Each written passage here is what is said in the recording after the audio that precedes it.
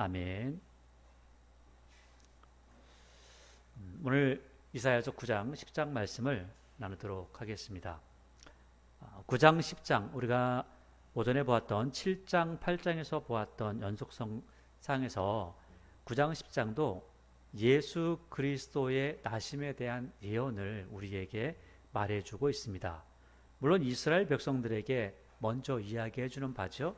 아하스 시대에 고통받는 이들에게 또 하나님을 믿으면서도 그 하나님의 뜻을 따르지 않는 그 불순종하는 이들에게까지도 하나님께서 소망의 메시지를 주고 있는 겁니다.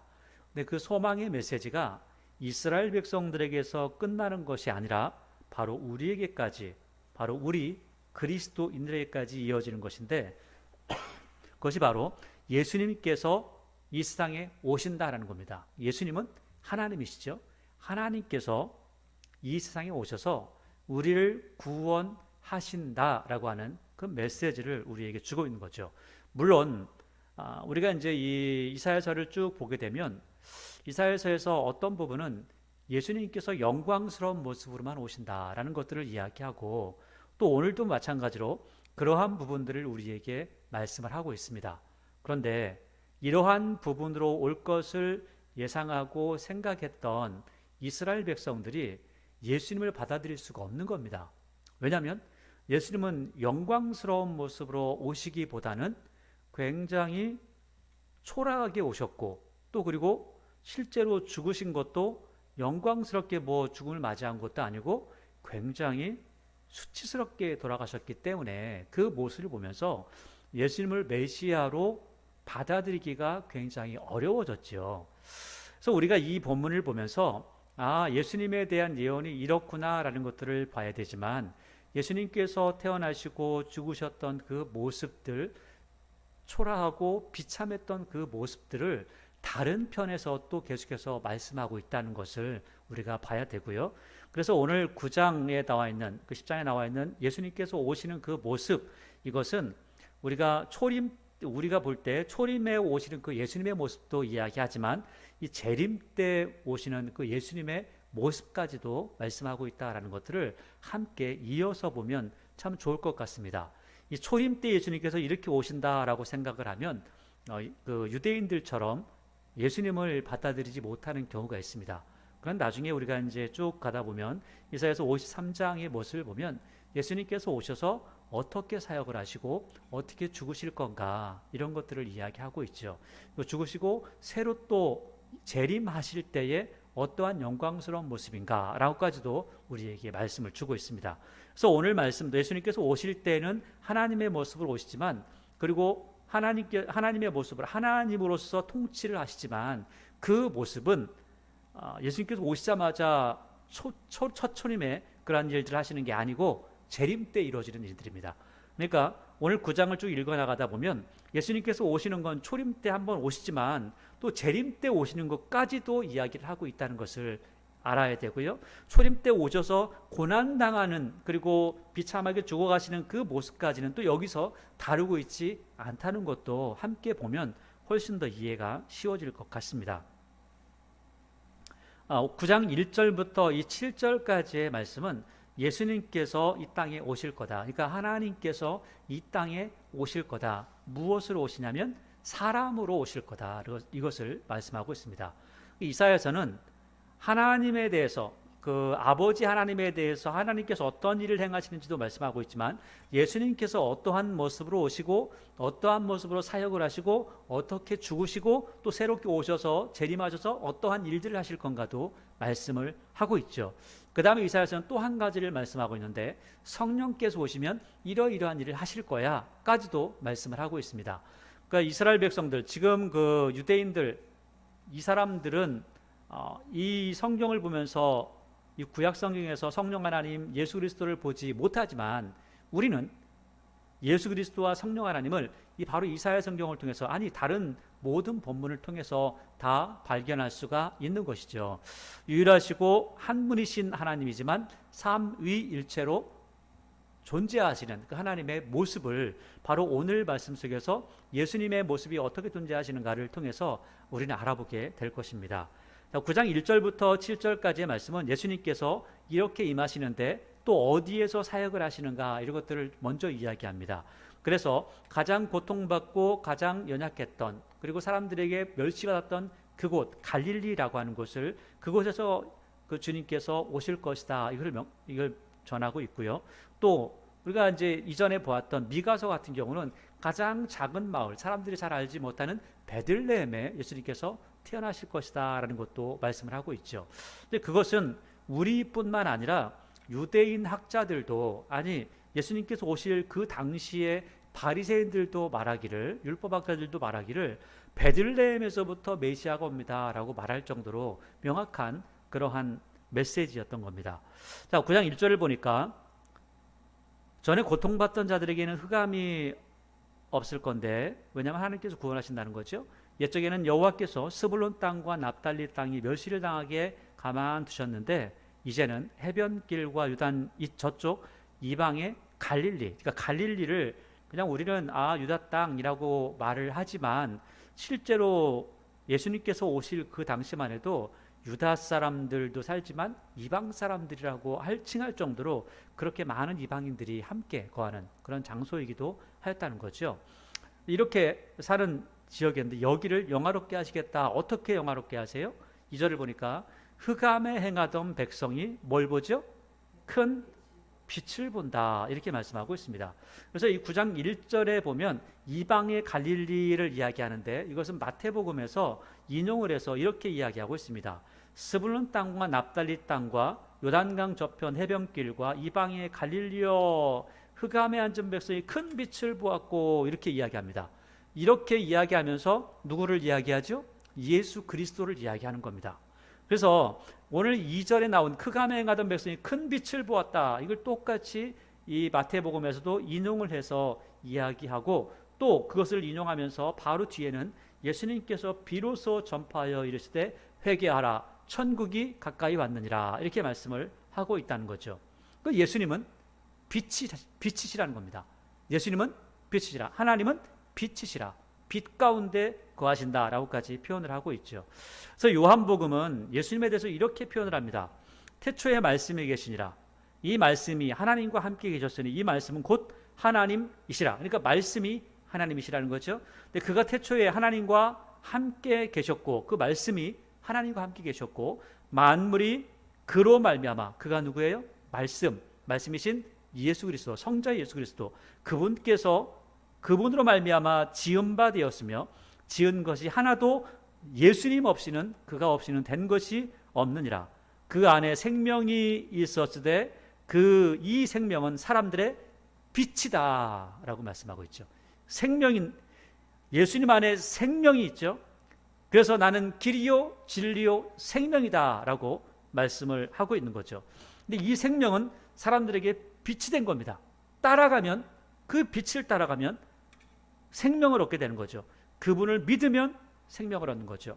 그 빛이 어둠에 비쳤는데 어둠이 깨닫지 못하고 그 빛을 사람들이 알아보지 못하니까 세례 요한을 통해서 그들에게 하나님의 말씀을 증거하라고 말씀하셨죠. 그래서 세례 요한이 예수님을 증거하고 있는 겁니다. 자, 그런데 문제는 이렇게 빛이 세상에 왔지만 세상 만물을 지으신 하나님이 오셨지만 만물의 주인이 오셨지만 요한복음에서는 분명하게 이렇게 이야기를 하고 있습니다. 그가 세상에 계셨으며 세상은 그로 말미암아 지은 바 되었으되 세상이 그를 알지 못하였고 자기 땅에 오매 자기 백성이 영접하지 않았다. 분명히 그분이 빛인데 이스라엘 백성들은 사람들은 예수님을 받아들이지 않았다라고 하는 거죠. 그래서 2절에 분명하게 오늘 이사야서 9장 2절에 이렇게 이야기합니다. 흑암에 행하던 백성이 큰 빛을 보고 사망의 그늘진 땅에 거주한 자에게 빛이 비쳤는데 그 빛을 어둠이 인식하지 못하더라는 거예요. 어둠 가운데 살아가는 사람들이 그 빛을 인식하지 못했다는 거죠. 그게 바로 요한복음에서 빛에 대한 증거를 하고 있는 그 증거자의 고백입니다. 그 사람들이 알아보지 못했다는 거죠. 결국 그래서 예수님께서는 오셔서 빛으로 오셨지만 그 빛으로서의 모든 사명들을 완벽하게 다 감당하시는 것이 아니라 오히려 희생의 제물로 죽으시면서 사람들에게 그 빛을 더 반짝하면서 비춰주시고 예수를 믿는 믿음의 사람들에게 구원의 메시지를 전달하셨다는 거죠. 예수님께서는 오셔서 요한복음에서 계속해서 그런 말씀을 합니다.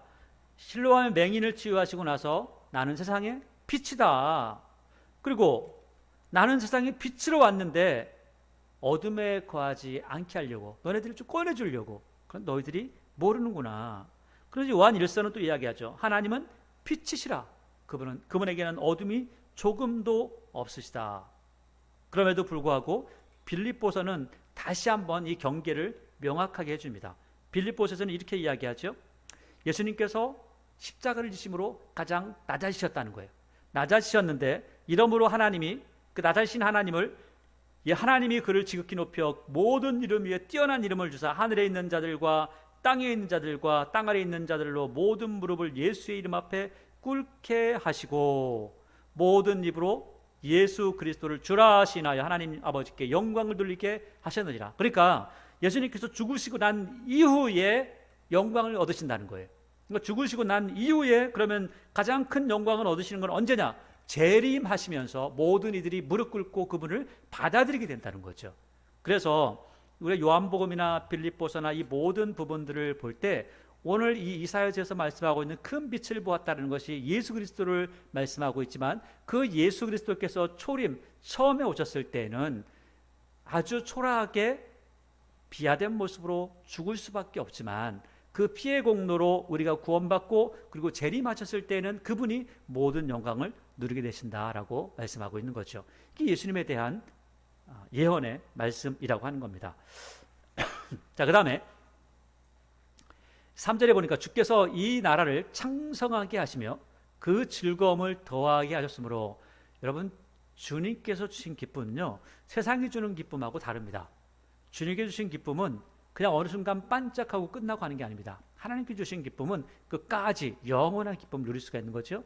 그래서 추수하는 즐거움과 탈취물 날 때 즐거움 같이 그들이 주 앞에서 즐거워하오니 왜냐하면 이는 그들이 무겁게 맨 멍에와 그들의 어깨의 채찍과 그 압제자의 막대기를 주께서 꺾으시되 미디안의 날과 같이 하셨습니다. 이스라엘 백성들도 하나님께서 그렇게 구원하시겠지만 죄 가운데서 늘 눌려 살고 있는 우리에게 하나님께서 기드온을 통해서 미디안에게 압제당하던 이스라엘 백성들을 구원하셨던 것처럼 그래서 자유를 얻었던 것처럼 바로 그리스도인들에게도 이러한 자유가 있음을 우리에게 말씀하고 있는 거죠. 자, 그래서 5절에 어지러이 싸우는 군인들의 신과 피 묻은 겉옷이 불에 섭같이 살라지리니 자, 그러면서 6절부터 이 7절 말씀은요 아주 신비한 이야기를 우리에게 전해주고 있습니다. 이 신비한 이야기가 얼마나 신비한지 그냥 뭐 이런 게 있나 보다 라고 하는데 이 이사야가 이 말씀을 증거할 당시만 해도 전혀 말도 안 되는 그러한 메시지라고 하는 거예요. 왜냐하면 이스라엘 백성들은 지금도 이해를 잘 못하고 있으니까. 자, 6절을 보니까 이는 한 아기가 우리에게 낳고 한 아들을 우리에게 주신 바 되었는데, 그러니까 한 아기가 낳았다는 것은 아기는 사람이죠. 분명히 사람입니다. 그리고 한 아들을 우리에게 줬으니까 분명히 아들이니까 사람이죠. 그런데 문제는 여기 보니까 여기 보니까 그 어깨에는 뭘 메었어요? 정사를 메었다라고 말씀하고 있습니다. 그 어깨는 정사를 메었고, 자, 그 다음에는요. 그 이름은 기묘자라, 모사라, 전능하신 하나님이라, 영존하시는 아버지라, 평강의 왕이라. 자, 이게 맞지가 않는 말이에요. 왜냐하면 한 아기라고 하는 것은 사람이에요. 그리고 한 아들도 사람입니다. 그런데 그 어깨에는 정사를 메었다는 거예요. 이 정사라고 하는 것은 통치권을 이야기하고 있습니다. 통치하는 권세가 있다는 거예요. 통치자의 권한을 부여받았다는 거죠. 자, 그러면 통치자의 권한을 부여받았는데 예수님께서 오셔서 통치하셨나요? 아니죠. 통치하지 않으셨죠. 자, 그러면 정사를 메고 무슨 통치권이 있어요? 재림하시면 통치권이 있죠. 재림하시면 예수님께서 통치하시죠. 만왕의 왕으로서 재림하셔서 그 일들을 하신다라고 신약 성경에서 분명하게 우리에게 말씀하고 있습니다. 그래서 예수님께서 분명히 태어나신 걸 이야기했는데 통치권이 있다. 이러니까 태어나시자마자 그런 거야 라고 했는데 그게 아니고 그분은 태어나시고 죽을 때까지는 곧 고난 가운데 하나님의 일들을 이루신다. 죽음으로써 사역을 마친다. 그래서 다 이루었다라고 말씀을 하시고 그 이후에 이러한 일들이 있다는 것을 우리가 주목해서 봐야 된다는 겁니다.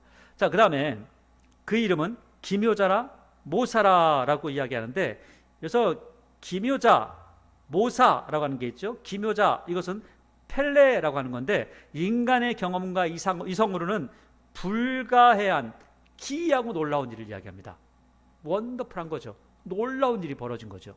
아니 어떻게 이런 일이 벌어질 수가 있어? 근데 하나님, 이 세상에 하나님께서 보내신 그 예수 그리스도가, 그분이 바로 기묘자다 이렇게 말씀하고 있죠. 자, 그 다음에 모사다라고 하는 것은 모든 문제들을 해결해 주는 그분을 이야기합니다. 자, 그러면 예수님은 오셔서 놀라운 일들을 많이 행하셨죠. 자, 그 다음에 우리의 모든 문제를 해결해 주시죠. 아니, 때로는 돈 있는 사람이 돈 없는 사람을, 힘 있는 사람이 힘 없는 사람을 도와줄 수 있는 게 있습니다. 근데 한 가지는 못하는 게 있어요. 죄의 문제를 해결하는 겁니다. 근데 인생의 모든 문제들, 그리고 죄의 문제, 때로는 죽음의 문제까지도 대속 사역을 통해서 이루어 주신다라고 하는 거예요. 그래서 기묘자요, 모사다라고 하는 것은 그야말로 우리의 모든 것들을 해결해 주시는 하나님이시다라는 것들을 이야기하고 있죠. 그 다음에 전능하신 하나님 이렇게 말씀하죠. 분명히 사람으로 태어났는데, 분명히 아기고 분명히 아들인데, 그런데 그 사람에게 붙이는 칭호가 뭐라고 하냐면 전능하신 하나님이라고 하는 거예요. 이 이스라엘 백성들에게는 이해가 안 되는 거예요. 사람에게 어떻게 전능하신 하나님이라고 이야기하지? 그래서 예수님을 우리는 신학적으로 정리할 때 참 하나님이시요 참 사람입니다 라고 하는 거예요. 완벽한 하나님이시고 완벽한 사람이라는 거죠. 그러니까 보니까 한 아들이 태어난 걸 보니까 진짜 사람이야. 그분이 하나님이라고 하는 걸 보니까 진짜 하나님이야. 그래서 신성과 인성이 공존하는데 완벽하게 그 안에서 공존하고 있다는 거예요. 그러니까 하나님이시고 사람이시다. 참 사람이요 참 하나님이시다라고 이야기한다는 거죠. 이것을 우리가 신학적으로 그 하나님, 참 사람, 참 하나님 이렇게 얘기했지만 쉽게 얘기하면 그분이 하나님이시고 그분이 참 사람이라는 거, 진짜 사람이라는 거예요. 사람이기 때문에 우리를 위하여 대신 죽을 수가 있어요. 대신 죽을 수. 만약에 그분이 하나님만 계셨다면, 그리고 반만 사람이었다면 우리를 대신 죽을 수 없습니다. 왜? 반밖에 안 되거든요. 온전한 인격체가, 온전한 사람이 아니기 때문에 그렇습니다.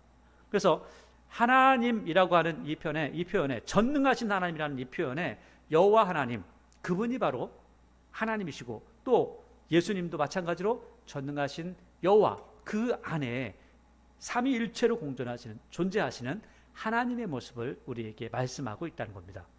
자, 그 다음에 영존하시는 아버지다라고 이렇게 말씀하고 있죠. 영존하시는 아버지, 영존하시는 아버지. 자, 여러분, 우리가 육신의 아버지를 이야기할 때는 영존하시는 아버지라고 이야기하지 못합니다. 왜냐하면 시간이 지나고 나면 돌아가실 거니까 어쩔 수 없이, 우리가 원하지 않아도 기다려주지 않죠. 어쩔 수 없이 그렇게 가는 거예요. 그런데 예수님에 대해서 이야기할 때 영존하시는 아버지, 그러니까 아버지라고 하는 것은 여호와 하나님, 그러니까 아버지 하나님, 성자 예수님, 성령 하나님이 한 분이심을 우리에게 명확하게 알려주죠. 그분은 떨어져 있는 분이 아니라, 떨어져 있는 하나님이 아니라 그분 존재 자체다 우리에게 말씀하고 있는 겁니다. 자, 그런데 이 근동에서는 이 아버지라고 하는 것을, 이 말을 그냥 보통 나를 보호해주는 존재에게도 아버지라고 합니다. 그래서 엘리사가 엘리야에게 나의 아버지여 때는 요아스가 엘리사에게 나의 아버지여 이렇게 이야기하거든요. 왜냐하면 당신이 나를 보호하는 사람이야 라고 할 때 보호자라고 하는 그런 뜻을 가지고 있다는 거죠. 그런데 그 보호자라 할지라도 그 보호자는 시간이 지나고 나면 죽을 수밖에 없죠.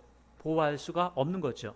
그런데 영존하시는, 끊이지 않고 보호하시고 인도하시고 결국에는 우리를 끝까지 보호하시다 우리의 진짜 아버지가 되시는 분.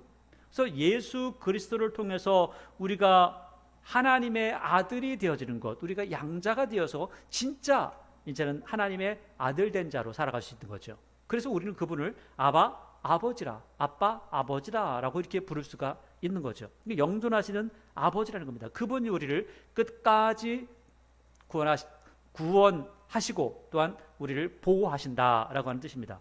그 다음에 평강의 왕이다.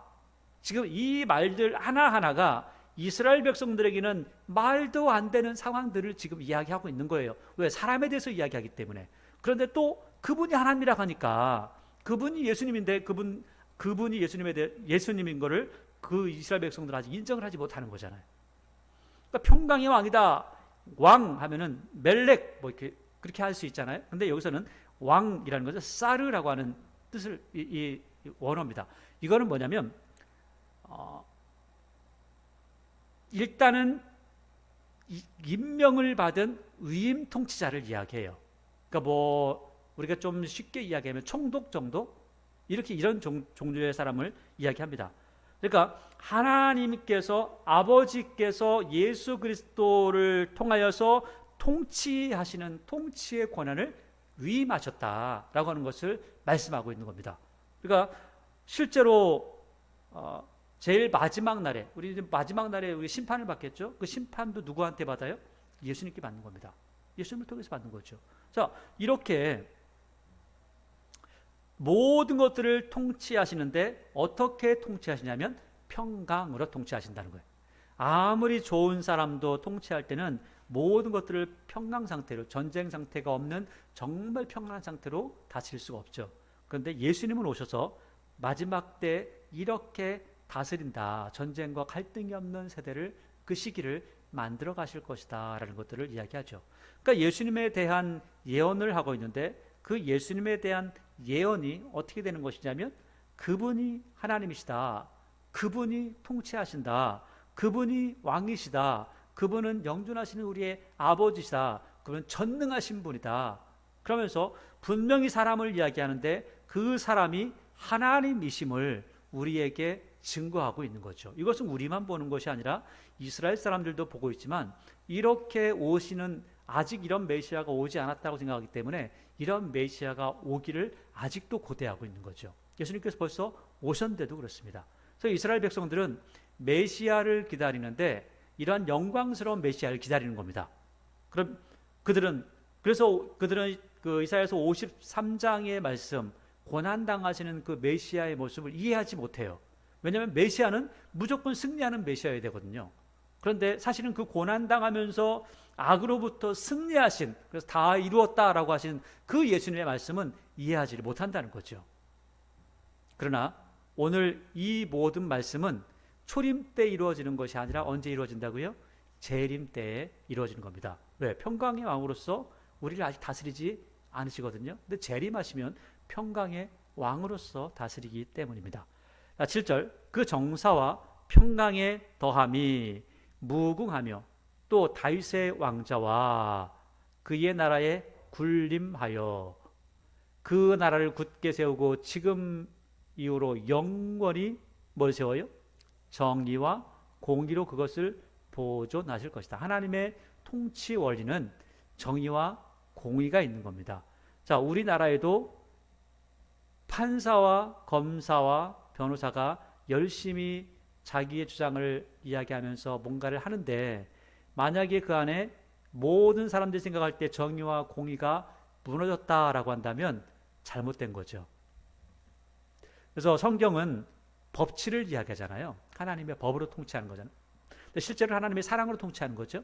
그런데 만약에 이 법에 사랑이 없다면, 그리고 법에 정의와 공의가 빠진다면 아무것도 아닙니다. 이것은 뇌물을 받고 자기의 돈벌이 수단으로 삼는 것 외에는 아무것도 아닙니다. 또 우리나라에 이 잘못된 부분들이 있다면 이러한 것들은 빨리 할 수 없기 바꾸어 나가야 됩니다. 특별히 뇌물 받는 거 이런 것들 못 받게 해야 되겠죠.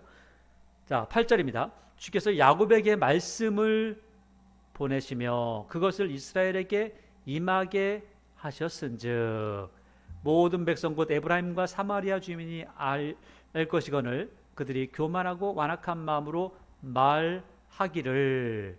하나님의 말씀이 분명히 그들에게 임했다는 거예요. 하나님의 말씀이 분명히 그들에게 보내졌다는 거예요. 왜냐하면 하나님의 말씀이 이스라엘 백성들에게 주어졌잖아요. 그래서 사도 바울이 그런 말하죠. 야, 이스라엘 백성들 미워하지 마.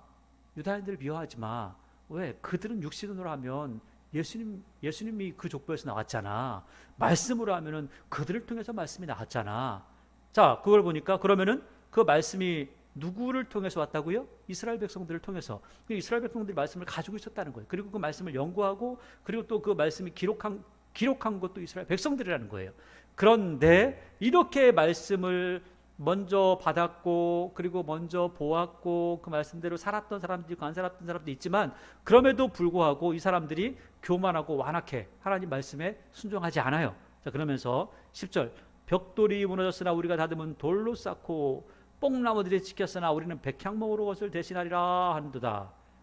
그러니까 하나님께서 뭐 무너뜨렸냐?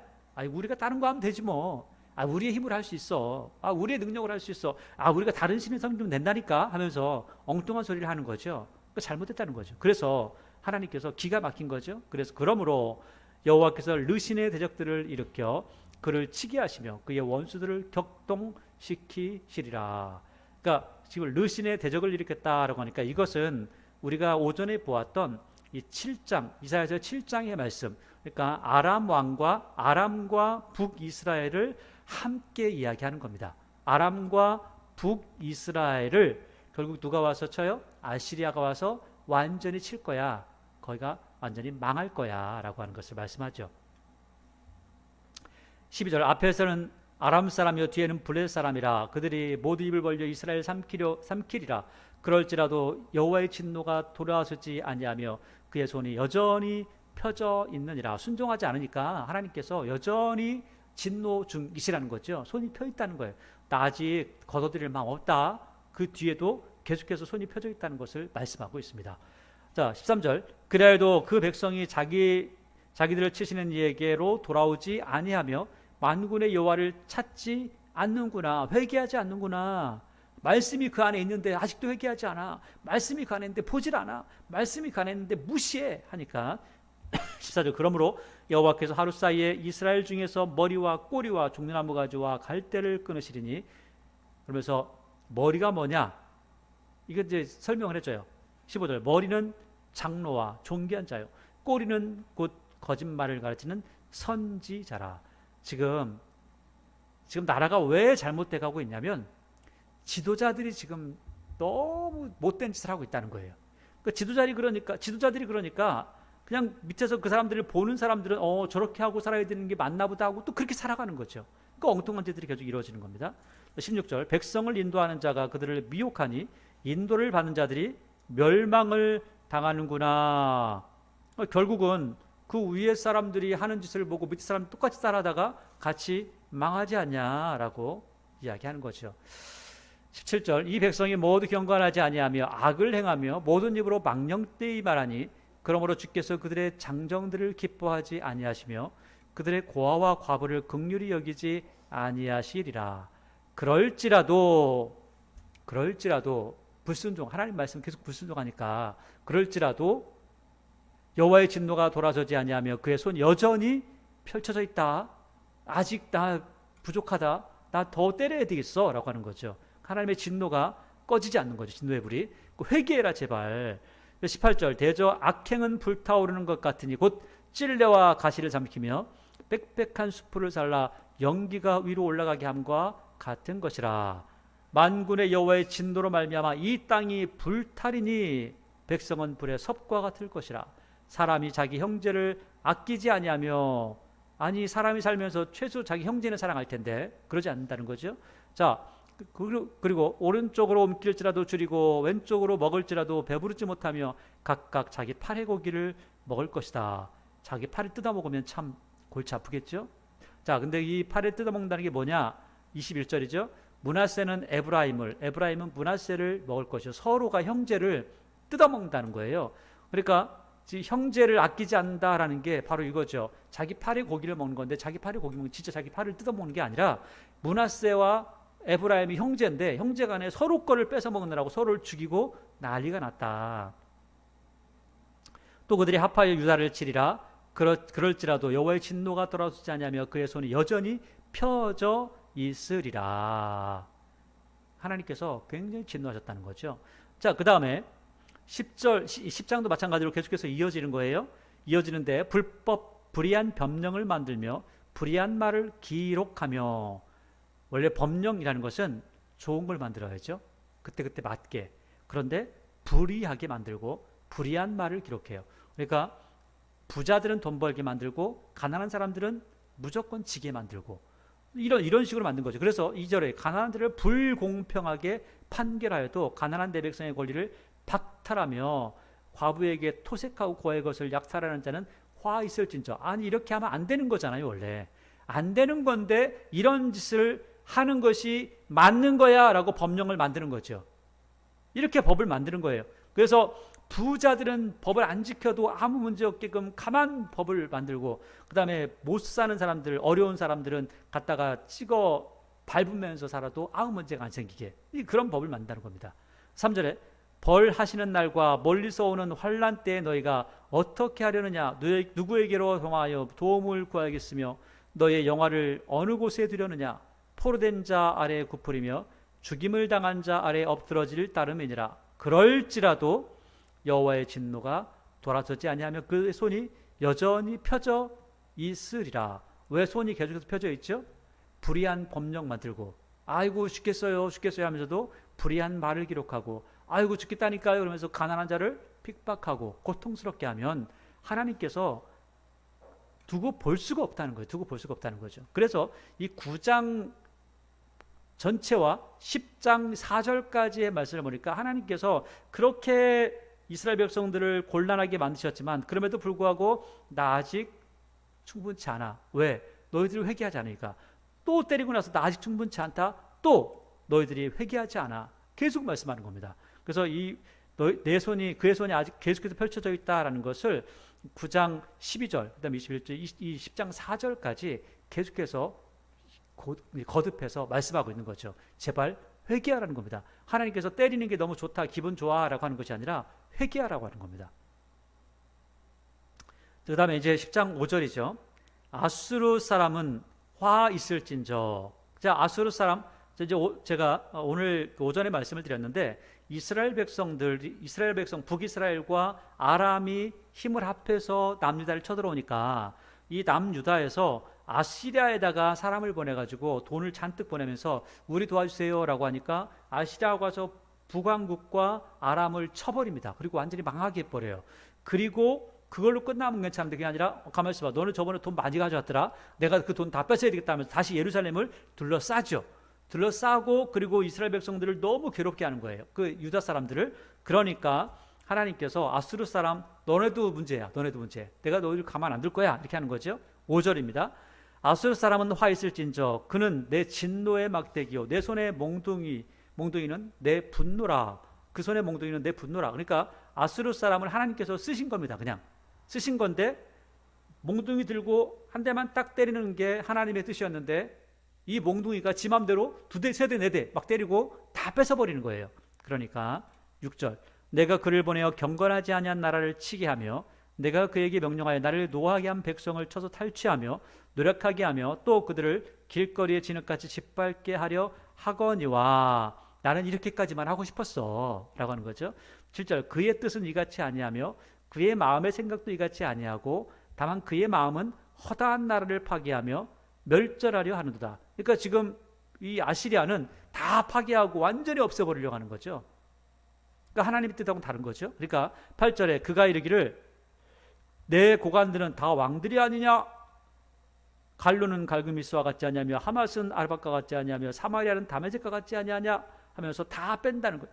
그 내 손이 이미 우상을 섬기는 나라들에 미쳤나니 그들이 조각한 신상들이 예루살렘과 사마리아의 신상들보다 뛰어났느니라. 그러니까 딱 와가지고 뭐라 하냐면 야야야 내가 말이야 그 사마리아하고 예루살렘 내가 차지 못할 것 같아?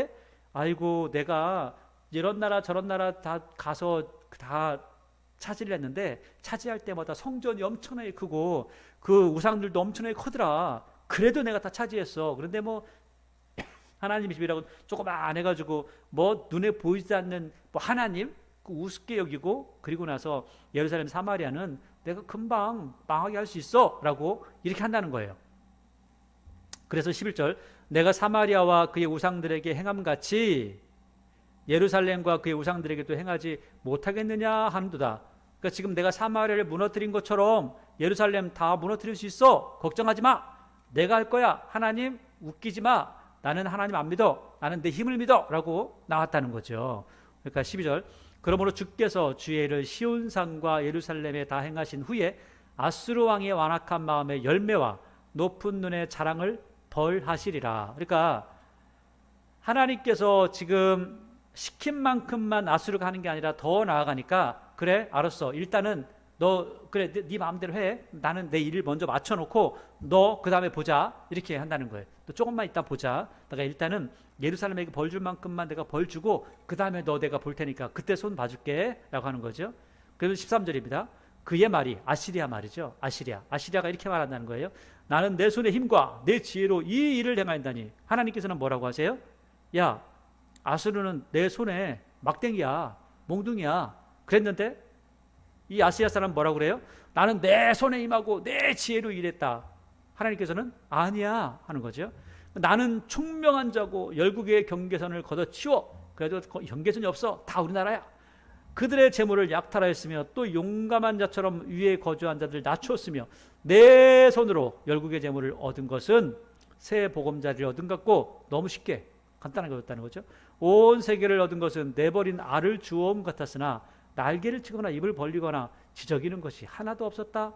그러니까 뭐 싸워본다고 깔짝깔짝 하지도 못하고 그냥 아이고 전하 어서 오십시오 하면서 다 받아들였다는 거죠. 이렇게 교만하게 아수르가 나아가니까 하나님께서 이제 한마디 하시는 거죠. 너 이제 자랑 다 했냐? 너 자랑 다 했어? 그러면 이제 들어봐라. 5절이죠. 15절이죠.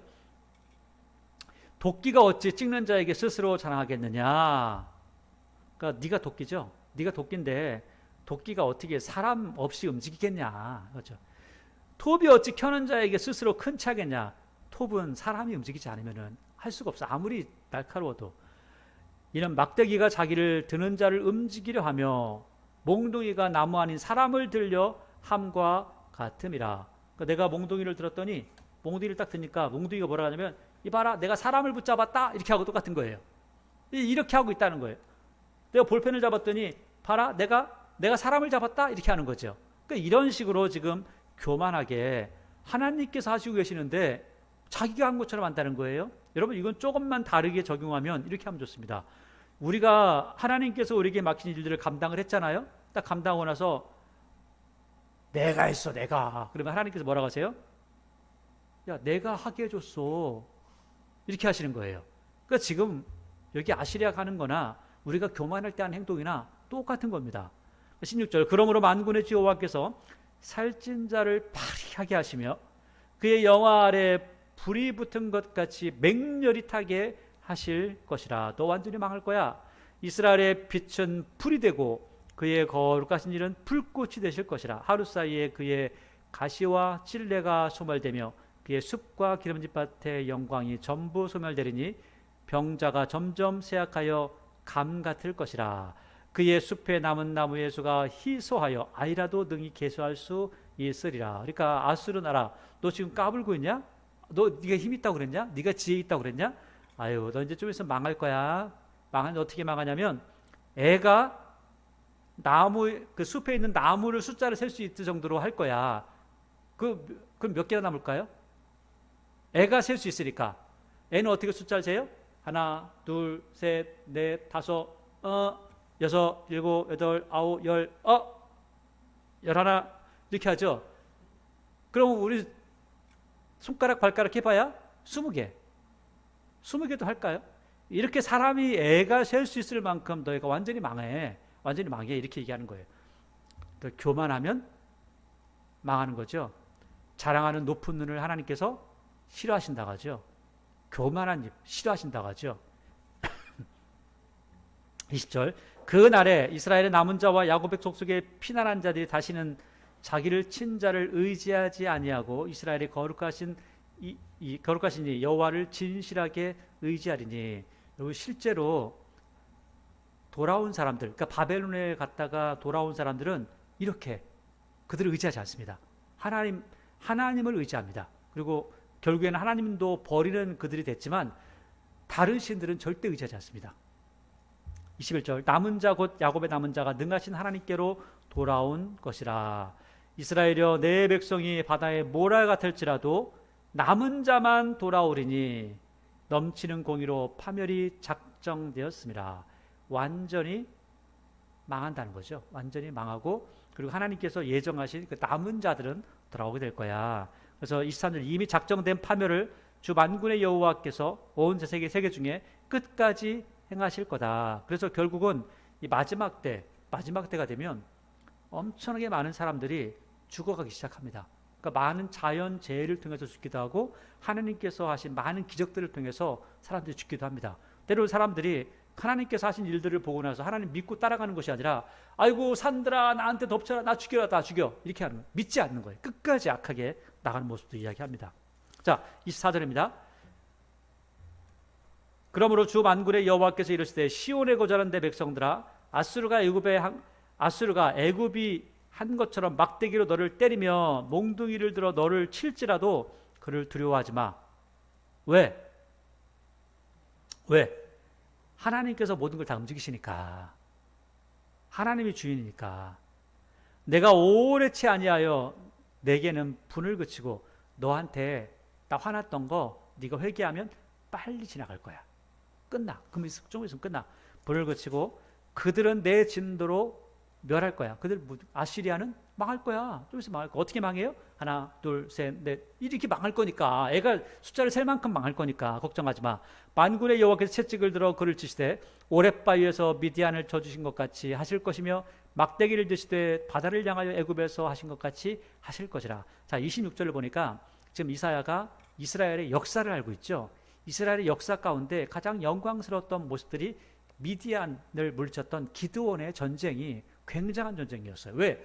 겁쟁이 300명 가지고 엄청난 사람들을 죽였으니까 그 승리를 했으니까 대단한 전쟁이었고 그리고 또 애굽에서 하나님께서 하신 그 일들이 대단한 거였죠. 그러니까 역사를 알고 역사 속에서 하나님의 모습을 이야기하면서 그때처럼 구원하실 거야 이야기하는 거죠. 27절 그날에 그의 무거운 짐이 내 어깨에서 떠나고 그의 멍에가 내 목에서 벗어지되 기름진 가닥에 멍에가 부러지리라. 그러니까 이제 너희들이 해방되어지고 건강하게 되어질 거야. 회복될 거야 라고 하죠. 28절 그가 아야스에 이르러 그가 아수르죠. 아수르가 아야스에 이르러 미그론을 지나 믹마스에 그의 장비를 두고 산을 넘어 게바에서 유숙하며 라마는 떨고 사울의 기부하는 도망하지. 기부하 하면은 사울이 기부하잖아요. 그래서 사울의 기부하는 도망하도다. 딸 갈리마 큰 소리를 외칠지어다. 라이사야 자세히 들을지어다. 가련하다 너 아나도시여 멧메나는 피난하며 개빔 주민은 도망하도다. 아직 이날이 그가 노베서 쉬고 딸 시온산 곧 예루살렘 산을 향하여 그 손을 흔들리로다. 보라 주 만군의 여호와께서 혁혁한 위력으로 그 가지를 꺾으시리니 그 장대한 자가 찍힐 것이요 높은 자가 낮아질 것이며 새로 그 빽빽한 숲을 베시리니 레바논이 권능 있는 자에게 배임을 당하리라. 이스라엘 백성들은 결국 망할 거라는 거예요. 어차피 망하는데도 불구하고 하나님께서는 뭐라고 하냐면 걱정하지 마. 남은 자가 있어. 그들을 통해서 하나님의 일을 이뤄가실 거야. 그리고 회개하고 하나님 앞에 다가가. 그럼 하나님께서 너희를 도우셔. 너희들 회개하지 않으니까 여전히 손이 펴져 있는 거지. 여전히 손이 펼쳐 있다는 것은 하나님께서 여전히 진노하신다는 것은 너희들이 회개하지 않고 돌이키지 않기 때문에 그런 거야. 회개해야 돼 라고 말씀을 하고 있는 겁니다. 오늘 11장 이후로도 마찬가지로 계속해서 예수님의 모습을 또 이야기합니다. 그러니까 왜냐하면 이 시대에 지금 이사야가 살고 있는 시대는 소망이 없어요. 소망이 없어요. 어차피 이제 다 망할 일만 있는 거예요. 그럼에도 불구하고 소망을 가지라는 거예요. 왜? 하나님께서 함께 하시니까. 하나님은 임마누엘이시니까. 하나님은 우리와 늘 함께 하시니까 어차피 우리가 사는 이 세상에서는 평화를 누리지 못한다 할지라도 하나님을 믿는 믿음 안에서 우리가 천국에서는 평화를 누릴 수 있으니까 영원하신 우리 영혼까지도 지옥에 보낼 수 있는 그 하나님을 믿고 평안함 가운데 살아가라 라고 말씀하고 있습니다. 그리고 또 하나님 믿고 믿음 안에서 회개하면 하나님께서 회복시키실 것도 말씀하고 있다는 거죠. 오늘 이스라엘 백성들은 이사야가 볼 때 소망이 없는 그러한 모습이었습니다. 그래서 그들에게 메시아를 이야기하죠. 그리고 지금 우리가 살고 있는 이 시대에는 그 메시아가 오셔서 우리를 구원하셨습니다. 우리는 그분을 믿고 예수님을 믿는 믿음 안에서 담대하게 살아갈 뿐입니다.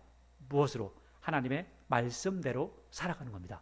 그럼 하나님께서 우리의 인생을 책임지실 것이고 우리의 모든 것들을 붙잡아 주실 것이고 우리의 삶을 통하여 하나님의 은혜가 세상에 퍼지게 될 것입니다. 바로 오늘 이사야 말씀, 미래가 보이지 않는 시대지만 행복한 미래, 하나님의 통치를 이야기하는 이사야처럼 우리는 우리의 삶 가운데서 때로는 우리에게 힘들고 어려운 일이 있다 할지라도 그것을 바라보고 두려워하는 것이 아니라 그 너머에 계신 하나님의 손길, 하나님의 은혜를 기억하면서 하나님 앞에 더욱더 큰 감사함으로 나가기에 하나님의 은혜를 삶 속에서 누리는 저와 여러분의 모습이 되기를